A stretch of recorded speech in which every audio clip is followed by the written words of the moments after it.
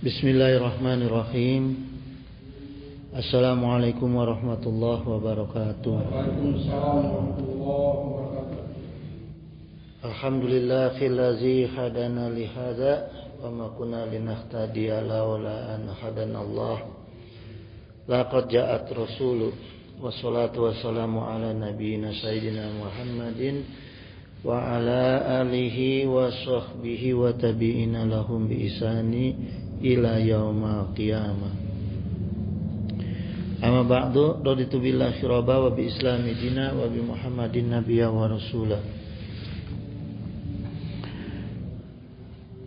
Hadratal muhtaramin, summa ila hadratil kiram min jami'i saikhina ayyuhal mukarramin, sahibal fudala allazi yahduruna fi hadzal masjid al-ihsan.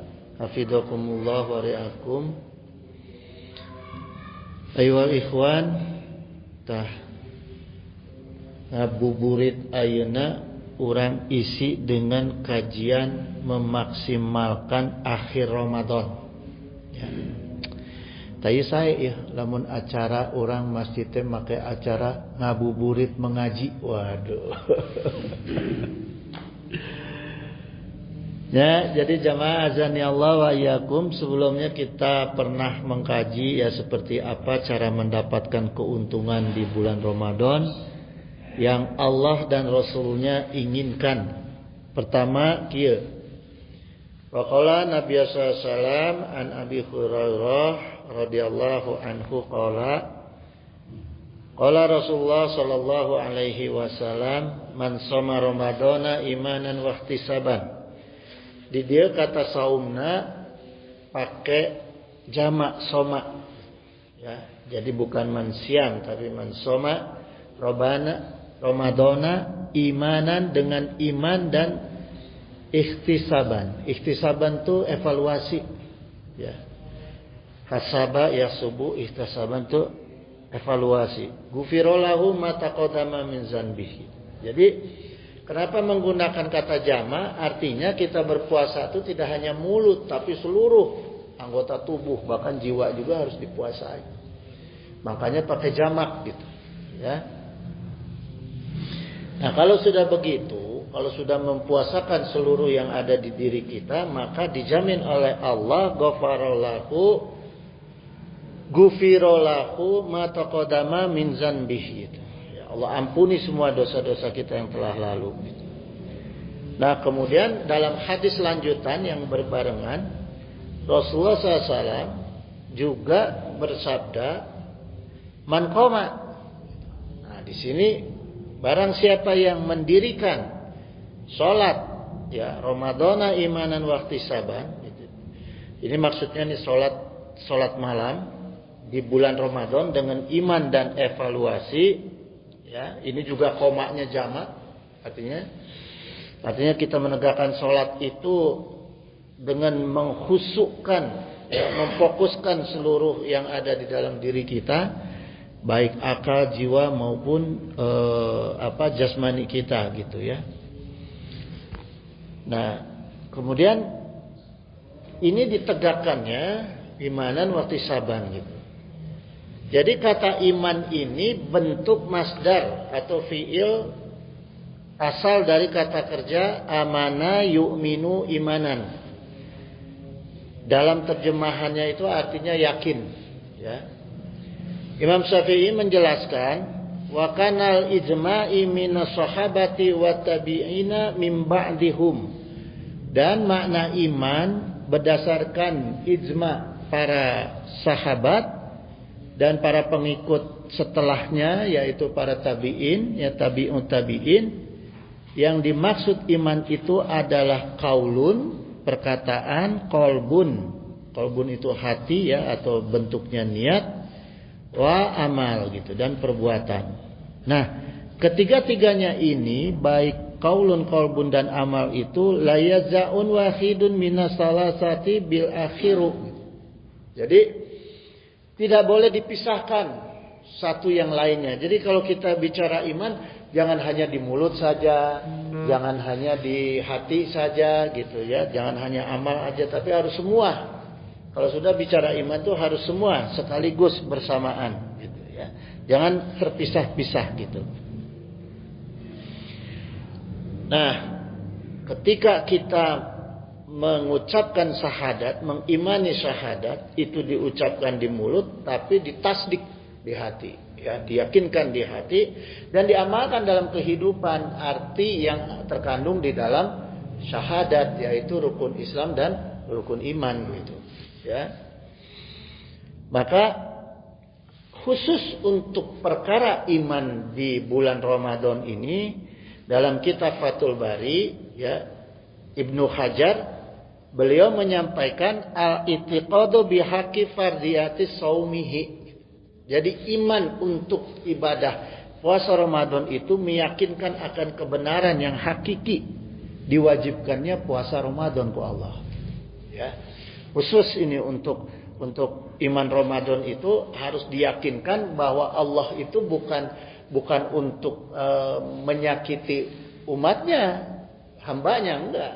Jadi Allah itu memerintahkan, ya, orang-orang yang beriman itu berpuasa, tujuannya adalah apa? Kalau kita lihat di Al-Baqarah 183, kalimat tungtungna la'alakum tattaqun. Jadi keuntungannya supaya orang-orang beriman itu menjadi lebih bertakwa gitu. Nah, kalau sudah bertakwa, apa untungnya? Nah, itu kan harus jelas nih.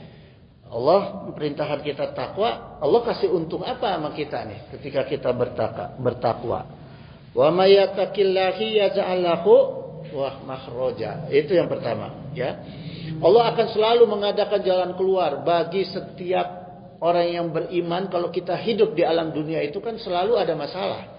Enggak pernah kita hidup di alam dunia seluruhnya tenang, enggak ada masalah, enggak, selalu. Nah, ketika ada masalah di alam dunia, ada problem atau ada musibah atau ada apapun yang mengganjal kehidupan kita, pasti Allah kasih jalan keluar. Nah, itu untuk orang-orang yang bertakwa gitu.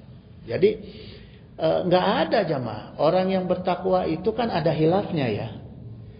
Beda dengan orang yang tidak bertakwa ketika hilaf, kan dihajar kalau yang tidak bertakwa. Mata kieu ada orang yang tidak bertakwa tapi mencuri, ketawa ke polisi. Ya. Ari orang bertakwa mencuri tidak akan ketangkap ke polisi karena dia mencurinya karena dia lapar. Bukan karena rakus. Ya, orang bertakwa pasti begitu. Kalaupun dia harus mencuri, melanggar hukum Allah karena ada keterpaksaan, dia kelaparan apa, maka itu Sayyidina Umar tidak dihukum. Orang yang mencuri karena kelaparan tidak dihukum Sayyidina Umar, ya, tidak dikisos gitu. Nah, maka Allah kasih jalan keluar untuk orang-orang yang bertakwa itu, ya. Minimal lepas dari perkara hukum. Selain itu wa yarzuqhu min haitsu la yahtasib. Selain itu Allah kasih rizki dari arah yang tidak disangka-sangka. Sudah masalahnya dikasih jalan keluar dengan mudah, ditambah dikasih rizkinya sama Allah. Nah, itulah keuntungan orang yang bertakwa. Nah, maka kita berpuasa itu untungnya adalah ditambah ketakwaan kita. Nah, kemudian kalimat atau kata ikhtisaban ini kalau kita perhatiin jemaah, ya. Ikhtisaban ini dari hasaba yahsabu hisaban, itu sama-sama semuanya itu huruf sinnya di fathah, ya. Hasaba sinnya fathah, ya. Yahsabu sinnya fathah, hisab sinnya fathah. Jadi maknanya itu secara nahwu artinya sin di fathah itu menghitung. Ya, jadi kita puasa itu bukan hanya dengan keyakinan itikad gitu dengan iman, tapi juga harus dihitung-hitung nih. Dalam kita puasa sejak sahur sampai buka ini ada enggak sedikit misalnya pelanggaran puasa kita? Ya, maka harus dihitung. Jangan sampai tiba dari sahur kita puasa, tiba waktu maghrib ada cacat puasa. yang membuat kita itu hilang nilai puasanya, misalnya rafas, bohong, ya. Nah, itu kan harus dijaga tuh. Maka perintahnya hisab. Puasa itu tidak cukup dengan iman, tapi harus dihisab, ya. Bulan puasa nih saya kalau gitu nggak mau keluar rumah deh, biar nggak kena dosa. Anger ada di rumah, kadang nonton TV. Tetap gitu. Jadi dari waktu ke waktu itu mata cep ulama itu saah itu harus kita diingat terus gitu ya. Dihitung terus nih, ada apa nih mata kita, ada apa tubuh kita, tangan kita, langkah kita, terutama mulut ya di bulan puasa itu. Kenapa kita perlu mengikhtisaban, perlu menghisab puasa kita? Karena tujuan puasa kita itu adalah tolabu sawabi minallahi ta'ala. Ya. Jadi inti tujuan puasa yang diridhoi oleh Allah, bahkan dibolehkan kita oleh Allah, tujuan kita berpuasa itu tolabu sawabi minallahi ta'ala. Kita mengevaluasi diri untuk mencari hadiah dari Allah. Boleh. Nah, supaya kita bisa khusyuk ya, mengevaluasi diri, kita boleh itu. Bahkan Allah anjurkan supaya kita mencari hadiah dari Allah tujuan. Kalau kita mencari hadiah kan semangat, coba orang berlomba. Kalau nggak ada hadiahnya, males-malesan. Gitu. Jadi harus ada dicanangkan di dalam diri kita bahwa kita puasa itu adalah ya tolabu sawabi minallahi ta'ala. Ya, jadi harus ada tuh ditanamkan dalam diri kita ya. Nah, kemudian jemaah, hadis tadi ditutup dengan kalimat ghufirul lahu ma taqaddama min dzanbi gitu. Diampuni dosa-dosa yang telah lalu. Sekarang pertanyaannya, Allah kasih janji kita diampuni dosa, untungnya apa? Diampuni dosa nih. Untungnya apa gitu ya. Wa qala Nabi sallallahu alaihi wasallam aksiru minal istighfar, perbanyaklah beristighfar. Faman aktsaru minhu, maka siapa yang memperbanyak istighfar itu ja'alallahu lahu, maka Allah akan lapangkan untuk dia. Allah akan legakan, lapangkan untuk diri kita dari mingkuli gomim, dari setiap kedukaan. Insya Allah orang lamun loba istighfar moal aya duka, moal aya sedih, moal aya takut ya. Aman, hidup tenyaman gitu ya. Maka orang yang banyak istighfar mau aya stres. Tidak perlu pakai obat stres. Itu ya. Itu pertama. Yang kedua, warazaqahu min haitsu la yahtasib. Allah kasih rezekinya untuk orang itu dari arah yang tidak disangka-sangka. Nah, kalau orang tidak punya rezeki pasti stres enggak? Pasti stres. Coba rezeki kita ditahan sama bos, stres. Maka karena Allah jamin kita tidak akan stres, maka Allah kasih rezeki. Jadi itu pasangannya. Lepas dari stres harus ada rezeki. Karena tanpa rezeki orang stres. Maka perbanyak istighfar. Itu, ya. Itu. Nah, kemudian gini jamaah. Ada hadis ya, ini yang perlu kita tafakuri. Wa qala Nabi sallallahu alaihi wasallam, "Ragima anfu abdin au ba'uda dakhala alaihi ramadanu" gitu. Ya. Ini harus kita pahami betul-betul. Rasulullah SAW itu mengingatkan kepada kita, ya, celakalah. Ragima ini maksudnya rogamu itu cilaka yang gede, ya. Anfu abdin, seorang hamba ya, au ba'uda dakhala alaihi ramadhanu, yang memasuki bulan Ramadan ya, mendapati bulan Ramadan itu falam yugfar lahu, tapi dosanya enggak diampuni. Rasul gitu ya. Jadi kita jangan sampai, pentingnya ikhtisaban tuh di sini, pentingnya kita menghisab diri kita itu di dalam bulan Ramadan. Menghindari jangan sampai dalam Ramadan ini kita tidak diampuni dosa kita ke Allah ya. Maka ulama menekankan daripada hadis ini, malam yakfir lahu fi ramadana, siapa yang tidak diampuni dosa-dosanya di bulan Ramadan, fala yughfar lahu fi masiwahu, maka tidak akan diampuni dosa-dosanya di bulan-bulan lain setelah Ramadan. Nah, itu perlunya kita menghisab. Buru-buru istighfar gitu. Ya. Bahkan para ulama dulu, ini dalam keterangan kitab Syekh dikarang oleh Syekh Mu'alla bin Al-Fadli, ya, beliau berkata gini, kanu yat'unnallaha ta'ala sitata ashurin gitu. Dulu itu para salaf, ya, para salafus soleh sebelum Ramadan itu selalu berdoa kepada Allah Ta'ala itu selama sitata ashurin, selama 6 bulan. Jadi 6 bulan sebelum Ramadan ulama dulu mah sudah berdoa sama Allah supaya bisa memasuki bulan Ramadan gitu, ya. Ayu baligohum Ramadanu gitu, supaya Allah mempertemukan mereka dengan bulan Ramadan, yad'unahu ta'ala sitata ashurin. Kemudian di dalam bulan Ramadan terus berdoa minta supaya 6 bulan berikutnya itu tetap bertemu dengan Ramadan lagi. Jadi berdoanya tuh selama 6 bulan nggak putus tuh. Ya, kalau ulama-ulama dulu tuh, orang-orang salafus soleh dulu. Ayat taqabbala minhum, supaya Allah menerima semua amal-amal soleh mereka yang mereka kerjakan. Jadi baik di luar Ramadan maupun di dalam Ramadan itu para ulama dulu tuh 6 bulan terus-terusan berdoa. Jadi nggak putus, ya.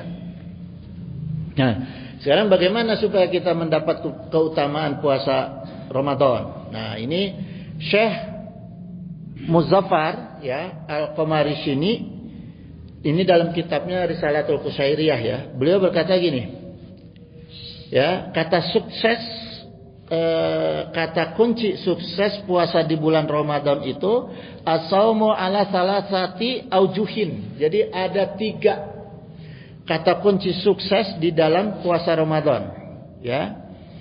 Yang pertama itu adalah saumur ruhi bi qasril amali, ya. Yang pertama itu mempuasakan ruh dengan memperpendek angan-angan. Jadi ruh kita ikut puasakan, ya. Cara mempuasakan ruh itu memperpendek angan-angan gitu, ya. Jangan sampai ada angan-angan di bulan Ramadan ditahan tuh. Ada keinginan hayang jabatan, hayang dunia, hayang naon ulah. Pokoknya angan-angan dunia hilangin. Khusus balikan, arahkan angan-angan kita untuk mencapai ridha Allah, selamat akhirat dunia. Terus gitu, itu hilangkan angan-angan untuk kepentingan dunia. Itu kalau kita mau puasa ruh, gitu, ya. Yang kedua, wasaumul aqli bi khilafil hawa, gitu. Yang kedua itu adalah kita memuasakan akal, ya, dengan menekan hawa nafsu yang bersifat keinginan, gitu. Jadi ada keinginan kita kan yang sifatnya diiringi, didorong dengan hawa nafsu, itu harus ditiadakan. Ya, jangan sampai ada keinginan kita yang didorong oleh hawa nafsu. Itu harus dihilangkan. Nah, itu kita puasa akal namanya, ya. Misalnya kieu, dalam bulan Ramadan tuh masih ada keinginan-keinginan yang sifatnya haram. Jangan, hindari gitu, ya. Nah, yang ketiga, ini yang suka dianggap sepele oleh kita, itu adalah wasaumun nafsi, mempuasakan jiwa. Ini sering kita menganggap sepele, memuasakan jiwa, ya. Bil imsaki anitoami wal maharimi, gitu. Bahkan di sini ulama mengatakan untuk mempuasakan jiwa itu dengan menahan diri dari makanan dan perkara yang halal. Tidak hanya yang haram, yang halal juga ditahan. Itu puasa jiwa. Contohnya gini, yang sederhana nih. Ini analogi saya aja, ya. Mutolaah saya. Kita kan kadang-kadang kalau bulan puasa tuh sok nitip ke pemajikan, ke anak. Orang hayang buka jam hayang buka jam sate. Cita-cita hayang meser es kelapa, hayang kieu gitunya, nitip ke anak ke pemajikan. Ulah. Kan wae eta mah urusan pemajikan. Jangan diminta sama kita, jangan. Eta mah kewajiban istri menyediakan. Kita mah nggak usah minta. Toh nanti Allah yang gerakin jiwanya istri kita. Maka kalau sudah bisa mempuasakan jiwa seperti itu, jiwa-jiwa orang lain di sekeliling kita itu jadi tunduk sama jiwa kita. Nggak usah ngomong, cukup di jiwa aja udah nyambung. Gitu, ya. Jadi jangan tuh. Saya aja alhamdulillah ditawarin istri aja, Pak nanti buka mau apa terserah. Itu kapikir kurang mah gitu, mangga we sok. Nu kapikir ku istri naon sok we gitu. Ya eta mempuasakan jiwa. Gitu, ya. Tidak membatalkan puasa, tidak mengurangi fadilah puasa gitu. Tiga unsur itu kita ini kan puasanya para wali nih, ya, ulama salafus soleh, ulama para wali, para sahabat tuh tiga itu juga dipuasakan, ruhnya dipuasakan, akalnya dipuasakan, jiwanya dipuasakan. Kalau kita kan baru sampai mulut, indra sama badan. Masih ada cita-cita, masih ada nyimpen keinginan. Mungkin pada boboran di tahun politik orang kampanye kemana-kemana, sekaya gitu. Orang mah ulah gitu ya. Jadi bikin program di bulan puasa kan nggak boleh kalau gitu. Boleh bikin program untuk mencari ridho Allah. Karena ini bulannya. Fardiyati saumah, untuk mencari hadiah dari Allah. Itu aja udah. Nanti setelah Ramadan itu nggak usah kita minta, Allah nganterin. Kalau kita nggak minta gaji, nggak minta bonus, nggak minta apa, tapi bos kita ngelihat kita itu patuh, tambah taat, nanti juga pasti dilebihin. Apalagi Allah, gitu, ya, gitu. Nah, sekarang bagaimana caranya supaya kita bisa mendapatkan kenikmatan di dalam Ramadan dan di luar Ramadan, ya?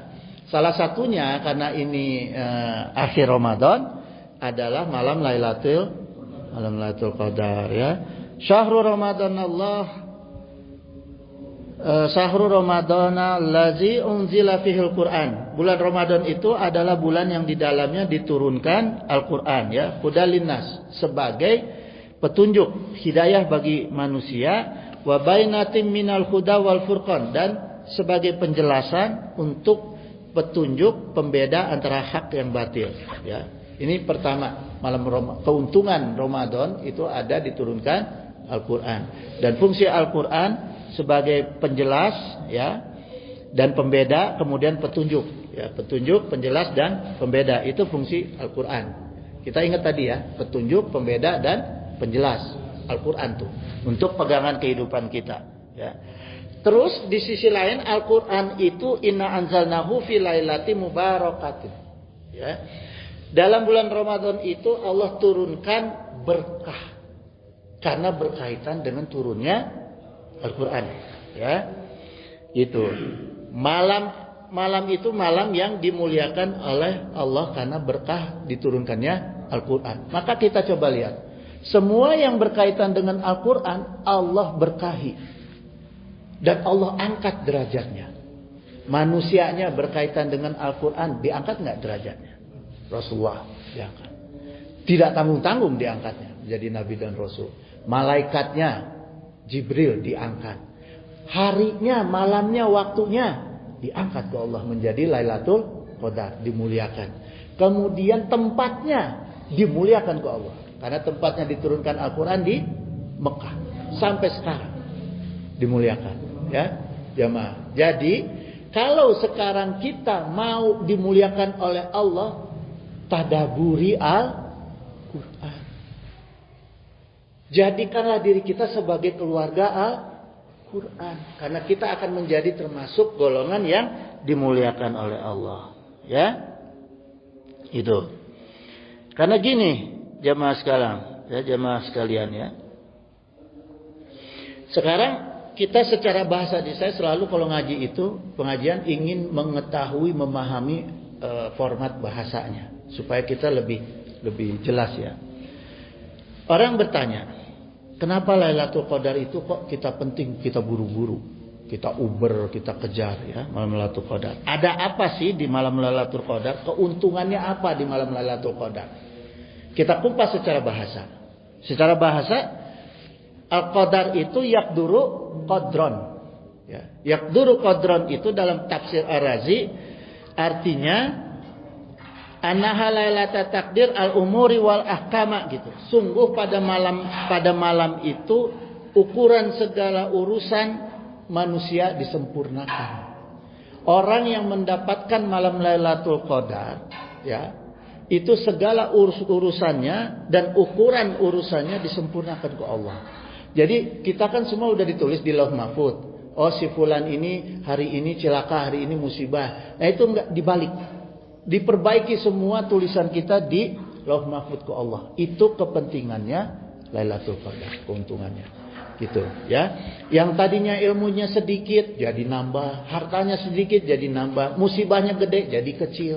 Tadi diperbaiki semua. Ukuran urusan kita gitu, ya.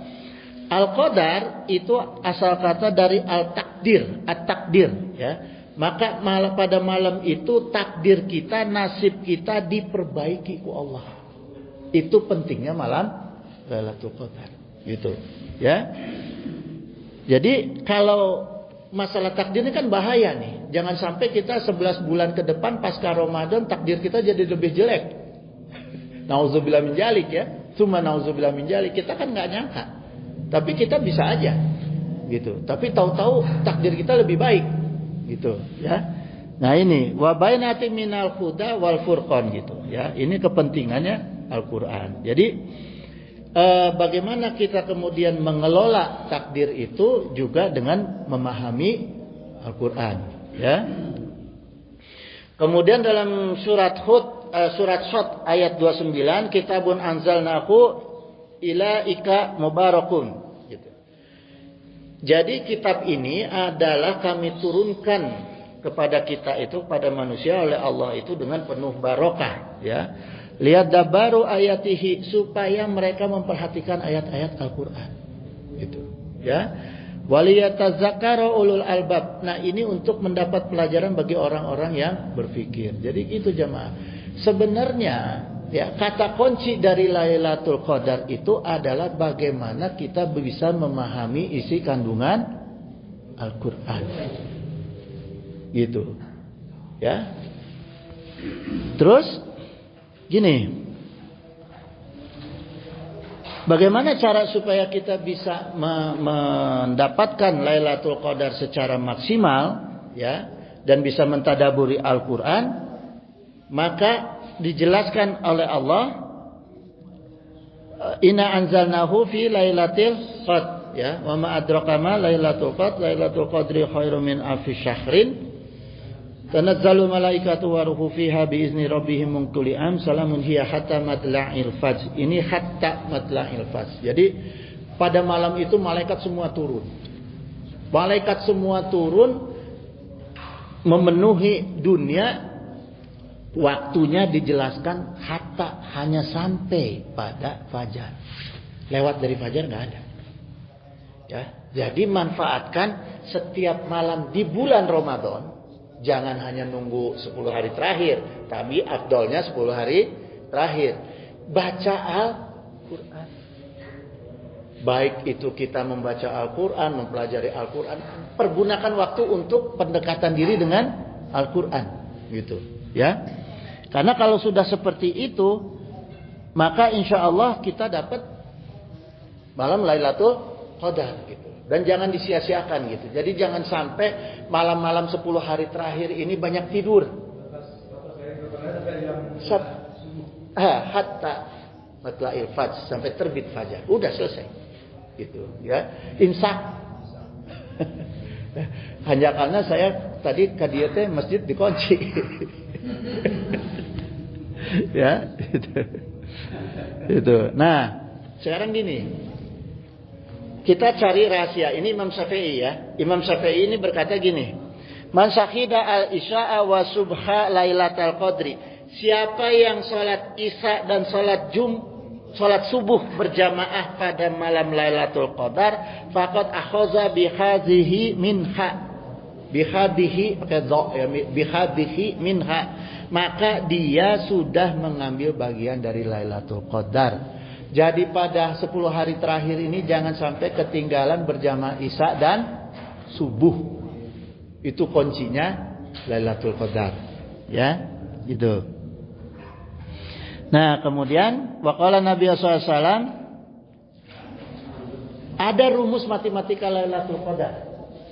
Ya, ini saya kasih yang gampang nih. Rumus matematika Lailatul Qadar supaya kita enggak nunggu-nunggu Lailatul Qadar, ya. Pertama kata Rasul, yutraku ta'amuhu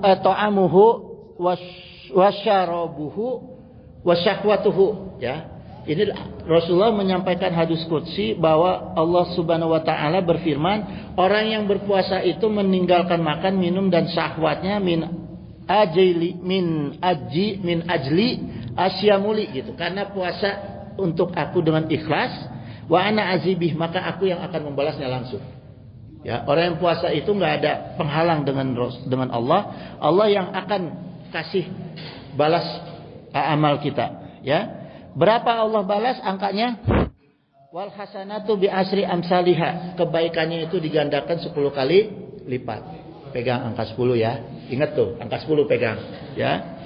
Kemudian dalam Al-Qur'an Allah menyampaikan Al-An'am ayat 160, man ja'a bil hasanah falahu asru amsalihha. Siapa yang membawa amal baik, ya, akhlak hablum minallahnya, akhlak hablum minan nasnya, Allah kasih ganjaran 10 kali lipat.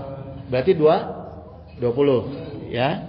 Nah, kemudian hadis asru amsalihha ini masing-masing dikali lipat 10. Jadi kalau kita puasa 10, salat 10, Quran 10, sahur 10, itikaf 10, jadi 50. Nah, punya angka nih kita 50, ya. Nah, yang kedua, waqala Nabi sallallahu alaihi wasallam, ya Rabb, haza qalilan hasba huquqil ummati. Rasulullah masih protes sama Allah. Ya Allah, ya, ini terlalu sedikit untuk umatku. Rasulullah minta ditambah lagi kepada Allah. Akhirnya ditambah ke Allah. Ulaika ya'tuna ajrahum marataini bima sabaru. Untuk mereka yang sabar mengamalkan amalan-amalan ibadah yang tadi dengan sabar, kata Allah, ya, ulaika tuna ajrahum marataini gitu. Allah kasih 2 kali lipat. Berarti 50 kali 100. Kita udah punya angka 100, ya. Totalnya angka 100. Nah, kemudian di bulan Ramadan itu ada 3 waktu ijabah doa. Sahur, puasa, dan berbuka puasa. Berarti 100 kali 3 300 tuh, ya. Kemudian Allah sampaikan lagi, ditambah lagi ke Allah, ya. Rasulullah ini masih minta tambah nih kepada Allah. Ya Rabbi, mazala haza qalilan hasbahu hukukil umati gitu. Ya Rabb, ini juga masih kurang, tambahin lagi. Ditambah karena Rasulullah yang minta, ditambah ke Allah, mislul ladzina yunfikuna amwalahum fi sabilillah. Perumpamaan orang-orang yang berinfak, Allah kasih tambah berapa? Allah kasih berapa? 700 kali lipat, sab'un mi'atan. 700 kali lipat, sab'un mi'atan. Jadi 300 tambah 700 berapa? Pas enggak? Alfi syahri 1000. Pas enggak 1000? Jadi kalau kita jalanin ibadah puasa kita plus infak dengan baik dan benar, menggunakan manfaat waktunya dengan baik, sudah dapat alfi syahrinya. Ya kan? Enggak? Enggak usah ditungguin. Jalanin aja dengan khusyuk. Dengan 3 puasa yang tadi, ruh dipuasakan, jiwa dipuasakan, akal dipuasakan. Insya Allah dapat itu. Nggak usah nungguin, gitu, ya. Nah, sekarang khairu min alfi syahrinya, lebih baik daripada 1000 bulannya. Alatnya apa? Al-Quran. Karena Al-Quran itu, ya, dijanjikan Al-Quran itu adalah gini, man qara'a harfan min kitabillah, barang siapa yang membaca 1 huruf dari Al-Quran itu, falahu bihi hasanatu wal hasanatu bi asri amsalha, maka baginya satu kebaikan, setiap kebaikan dilipat gandakan 10 kali lipat. La aqulu alif lam mim harfun, ini kata Rasulullah. Jadi tidak orang ngaji alif lam mim satu huruf, enggak, tapi yang dihitung itu alif harfun, lam harfun, mim harfun. Nah itu dikali 10. Bayangin kalau kita ngaji Quran, nun gitu aja udah berapa tuh? Kali 10, ya. Jadi saya pernah, singkatnya gini jemaah, saya pernah baca, ya, pernah hitung jumlah ayat surat Al-Ikhlas itu ada 4 ayat, ya. Coba bantu hitung nanti. Kata-katanya ada 15 kata, ya. Hurufnya ada 47 huruf. Jadi Allah kasih 470 huruf. Nah itulah khairu min alfi syahri. Kalau kita baca kulhu aja segitu kelipatannya. Gitu, ya. Gitu jamaah. Jadi enggak susah nyari Lailatul Qadar, tuh enggak susah. Asal kita ngerti rumusnya aja, gitu, ya. Terus kata Al-Imam Ghazali, ya. Qala Al-Ghazali wa ghayruhu innaha ta'lamu fihi biyaumil awali min asyahri. Kata Imam Ghazali, cara mengetahui di mana adanya malam Lailatul Qadar itu bisa dilihat dari hari pertama bulan Ramadan, ya. Fa inna kana awaluhu yauma akhadi aw yaumal arbi'i fa hiya lailatul tis'i wa isrina. Jadi kalau bulan Ramadan awalnya Ahad dan Rebo, maka Lailatul Qadar 29. Tuh, rumusnya, ya. Kalau Ramadannya itu Isnina, hari Senin dengan maka Lailatul Qadarnya kalau hari Senin mulainya Lailatul Qadarnya itu malam ke-21. Gitu. Kalau hari Senin. Kalau Selasa dan Jumat, ya, Selasa awil Jumat dengan Jumat itu maka malam Lailatul Qadarnya sab'i wa isrina, malam ke-27. Ya. Kalau awil khamsi fahiya lailatul khamsi wa isrina. Kalau malam Ramadannya, kalau awal Ramadannya hari Kamis, malam Lailatul Qadarnya yang ke-25. Jadi tadi malam tuh. Karena kita mulai Kamis tadi malam, matak saya kadia dikunci ya hanya ka.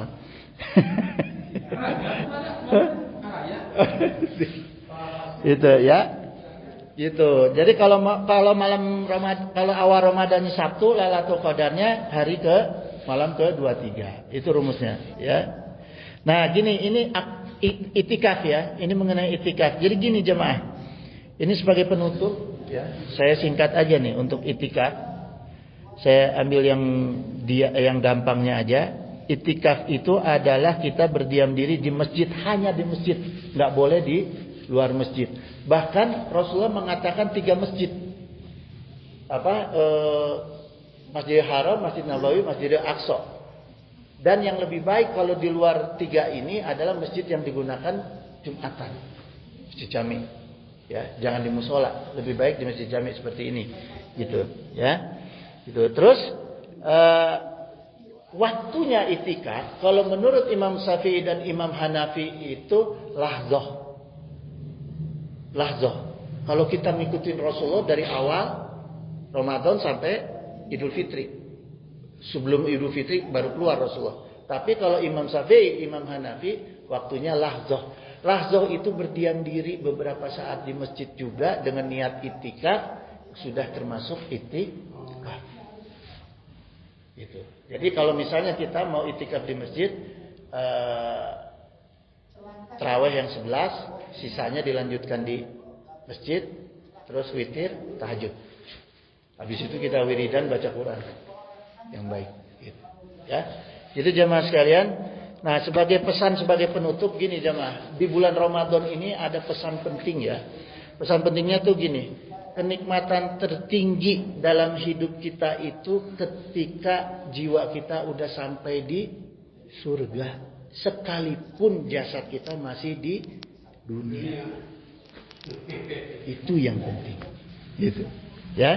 Itu jemaah sekalian, alhamdulillahillazi bi ni'mati tatimus shalihat. Wallahu waliyut taufiq wassadat. Innahu samiun qaribun mujibud da'wat. Wa ya qadir. Allah